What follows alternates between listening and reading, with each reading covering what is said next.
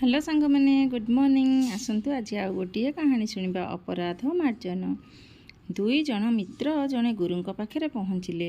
सेमानक मध्यरु जड़े घटनाक्रम एक बड़ अपराध कर गभीर भाव अनुतप्त थिला।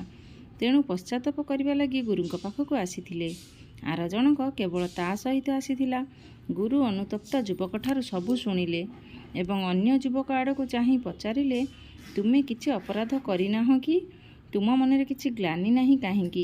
युवकटी कहिला, छोट मोट अपराध करिथिबि निश्चय, किंतु से सब छोट मोट होइथिबारु मो मनरे अनुशोचना नाही।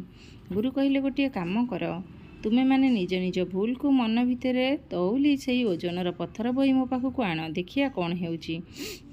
अपराध बोधरे संतुली होथिबा युवकटी गोटे बड़ पत्थर नहीं आसिला एवं अन्य युवकटी किछि छोट मोट गोड़ी धरी आसी पहुँचिला। एबे गुरु कहिले, एहाकु जेउठु नहीं आसछ पुणी नहीं सेठी रखि दियो। एथर बड़ पत्थर नहीं आसथिबा युवकटी तो पत्थरटी को थोई देई आसिला। अन्य युवकटी कौन करिबो बुझिपारला नाही। गुरु कहिले, कथाटी को बुझिबाकु चेष्टा कर। एहांकर अपराध बड़ होइतिबारु से ग्लानि जर्जरित, तेणु से बड़ पत्थर को नहीं आसथिला और पुणी सेई स्थान रे थोई देला। एणु एहांकर अपराधर मार्जना संभव, किंतु एई युवक छोट छोट गोड़ी को ठिकणा जगार थोई न पारिया भली निज छोट मोट दोष को गुरुत्व देई नथिबारु से सबुर मार्जना करि परिबो नाही।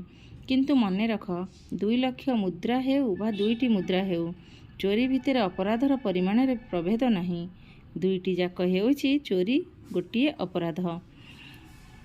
गपटी केमती लागला प्लीज सांग मैंने कमेंट माध्यम रे जणाइबे। रहुची, बाय, जय जगन्नाथ।